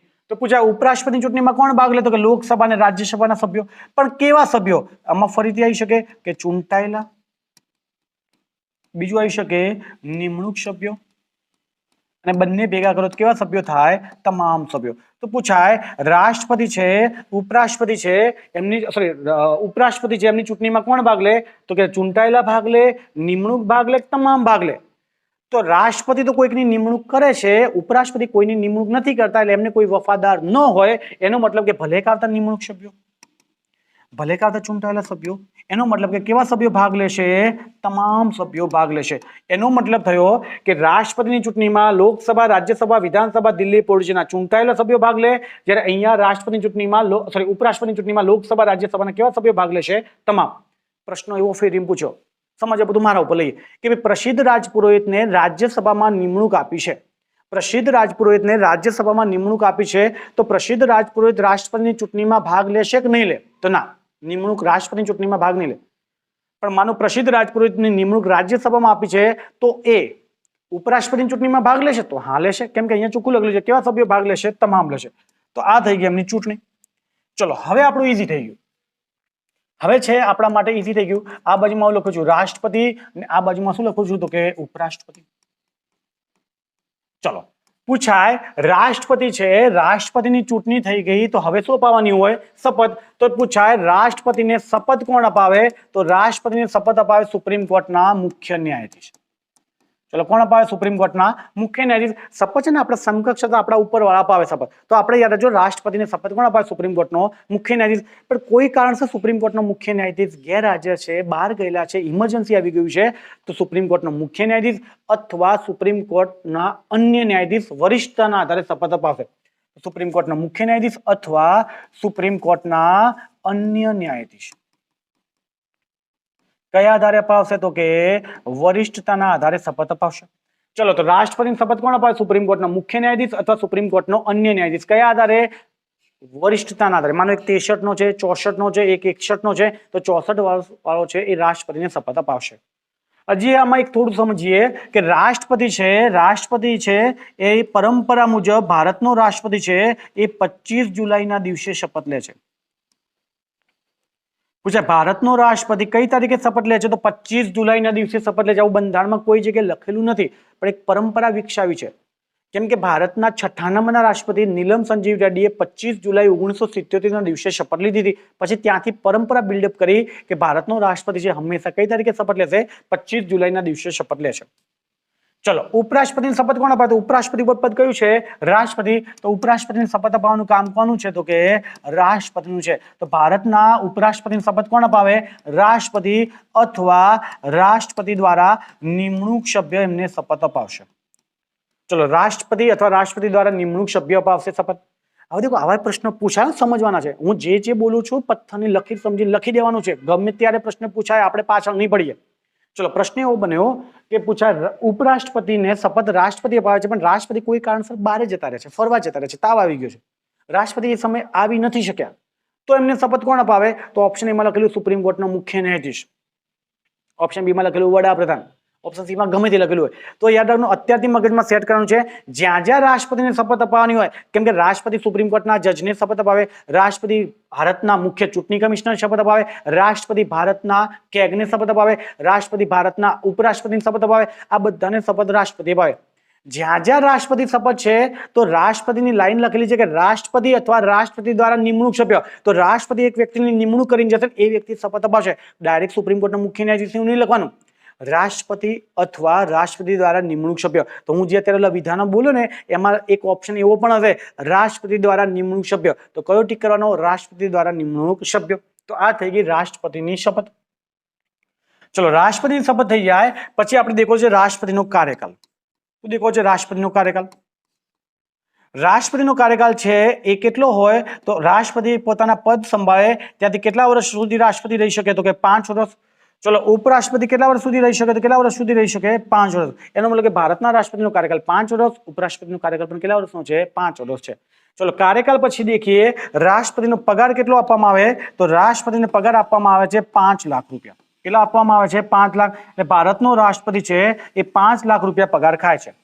જ્યારે ભારતનો ઉપરાષ્ટ્રપતિનો કોઈ પગાર હોતો નથી. રાષ્ટ્રપતિને 5 લાખ પગાર આપીએ છીએ પણ ઉપરાષ્ટ્રપતિને 1 પણ રૂપિયો પગાર આપતા છીએ નહીં. તો તમને એમ લાગે આ ભાઈ સેવા કરે? તો ના, સેવા કોઈ ના કરે. આપણા દેશમાં કાયદા સંસદ બનાવે છે. સંસદે કાયદા બનાવવાના 2 રૂમ રાખ્યા છે, એક લોકસભા અને એક રાજ્યસભા. હવે આ લોકસભાનું રૂમ છે, આ રાજ્યસભાનું રૂમ છે, આને ચલાવવા માટે એક મોનિટર બનાવવામાં આવે અને જે મોનિટરને શું કહેવાય? અધ્યક્ષ. એમ તો 2 મોનિટર હોય પણ આપણે અધ્યક્ષ લખ્યું. રાજ્યસભામાં એક મોનિટર બનાવવામાં આવે જેને કહેવાય સભાપતિ. અને નિયમ એવો છે કે ભારતનો ઉપરાષ્ટ્રપતિ હોદ્દાની રૂહે રાજ્યસભાનું શું હોય? તો શું હોય? સભાપતિ હોય. માનો જેવા આપણા ધનખડે સાહેબ ઉપરાષ્ટ્રપતિ તરીકે જીત્યા, કહેવામાં આવે કોંગ્રેચ્યુલેશન. તો કે શેનું? કે તમે રાજ્યસભાના શું બની ગયા? સભાપતિ. અને ઉપરાષ્ટ્રપતિ તરીકે તો એમના કામ હોતા જ નથી. જ્યારે રાષ્ટ્રપતિ બહાર ગયો ત્યારે કામ કરતા હોય છે. બાકી ઉપરાષ્ટ્રપતિ તરીકે એમનું કામ એક જ હોય છે, રાજ્યસભાના મુખ્યત્વે શું કરતા હોય? કામ કરતા હોય. રાજ્યસભાનો સભાપતિ હોય અને આ રાજ્યસભાના સભાપતિ તરીકે કામ કરે છે ત્યાં એમને 4 લાખ પગાર આપવામાં આવે છે. કેટલા લાખ રૂપિયા આપવામાં આવે છે? 4 લાખ. તો રાજ્યસભાના સભાપતિને પગાર 4 લાખ હોય છે, પણ ઉપરાષ્ટ્રપતિ તરીકે એમના પગાર અને ભથ્થા હોતા નથી. ચલો હવે છેલ્લું લઈ લઈએ, રાષ્ટ્રપતિનું રાજીનામું. પૂછાય રાષ્ટ્રપતિ રાજીનામું કોને આપે? તો રાષ્ટ્રપતિ રાજીનામું આપે છે ઉપરાષ્ટ્રપતિને. અને પૂછાય ઉપરાષ્ટ્રપતિ રાજીનામું કોને આપે છે? તો ઉપરાષ્ટ્રપતિ રાજીનામું કોને આપે છે? તો કે રાષ્ટ્રપતિને આપે છે. કોને આપે છે? રાષ્ટ્રપતિ. તો એનો મતલબ થયો રાષ્ટ્રપતિ ઉપરાષ્ટ્રપતિને રાજીનામું આપે, ઉપરાષ્ટ્રપતિ રાષ્ટ્રપતિને રાજીનામું આપશે. ઉપરાષ્ટ્રપતિ છે, યાદ રાખજો, રાષ્ટ્રપતિ જ્યારે ઉપરાષ્ટ્રપતિને રાજીનામું આપે તો ઉપરાષ્ટ્રપતિ કોને જાણ કરવા જશે? તો સમજીશું. માનો રાષ્ટ્રપતિને રાજીનામું આપવું છે, તો રાષ્ટ્રપતિ રાજીનામું કોને આપે છે? ઉપરાષ્ટ્રપતિ. ઉપરાષ્ટ્રપતિ છે એ સમજવા પૂરતું શું છે? રાજ્યસભાનો શું છે? સભાપતિ. તો એનો મતલબ કે સંસદના આ મેઇન મોનિટર, આ રૂમના મેઇન મોનિટરને ખબર પડી ગઈ કે રાષ્ટ્રપતિ રાજીનામું આપ્યું, પણ બાજુવાળા મોનિટરને ખબર નથી, બીજા રૂમનાને. તો આ ચૂપચાપ દોડતા દોડતા અહીંયા જશે. તને ખબર છે કે શું? કે તને ખબર છે? તો કે શું? બોલતું કરી. તો કે રાષ્ટ્રપતિ રાજીનામું આપી દીધું. રાષ્ટ્રપતિ શું આપી દીધું? રાજીનામું. તો યાદ રાખજો, રાજ્યસભાના સભાપતિ એ ઉપરાષ્ટ્રપતિ હોય છે, એટલે ઉપરાષ્ટ્રપતિ તરીકે દોડતા દોડતા કોના જોડે જશે? લોકસભાના અધ્યક્ષને જાણ કરવા જશે. તો પ્રશ્ન પૂછાય, રાષ્ટ્રપતિ ઉપરાષ્ટ્રપતિને રાજીનામું આપે તો ઉપરાષ્ટ્રપતિ કોને જાણ કરવા જાય? તો કોને જાણ કરવા જાય? લોકસભાના અધ્યક્ષને. ક્લિયર છે? તો આજના આપણે લેક્ચરમાં શું દેખ્યું? કે રાષ્ટ્રપતિની યોગ્યતા દેખી, ચૂંટણી કરાવી, શપથ કરાવી, કાર્યકાળ કર્યો, વેતન દેખ્યું, રાજીનામું દેખ્યું. હવે આવતા લેક્ચરમાં આપણે એનાથી આગળ જઈશું. ક્લિયર છે? દેખો, પહેલા તો આટલા સુધી રાખીએ, આટલું ક્લિયર કરવાનું છે. આટલું દેખશો પછી આનાથી વધારે ક્લિયર આપણે આગલા લેક્ચરમાં કરીશું. ઓકે, આઈ હોપ વિડીયો સારો લાગ્યો છે. વિડીયો સારો લાગ્યો છે તો વિડીયોને વધુમાં વધુ શું કરવાનો છે? શેર કરવાનો છે. અને બને ત્યાં સુધી જો વિડીયોને કહેવાય ને કે શેર કરવામાં તો ક્યાં રાખવાનું છે ને પાછું, અને વિડીયોમાંથી જે તમે મેટર બનાવો છે એ મેટર છે તો હું જ્યારે બી માંગુ ત્યારે તમારે PDF સ્વરૂપમાં મને આપવાની રહેશે, એટલે મને ખબર પડે કે તમે મહેનત કરી રહ્યા છો કે નથી કરી રહ્યા. ક્લિયર છે? અને ચેનલ છે, ચેનલને વધારે ગ્રો કરવાનો આપણે ટ્રાય કરીએ. અને ચેનલ સબસ્ક્રાઇબ ન કર્યું તો ચેનલ ખાસ સબસ્ક્રાઇબ કરી લેજો. ક્લિયર છે? આટલા સુધી રાખીએ છીએ. જય હિન્દ, જય ભારત.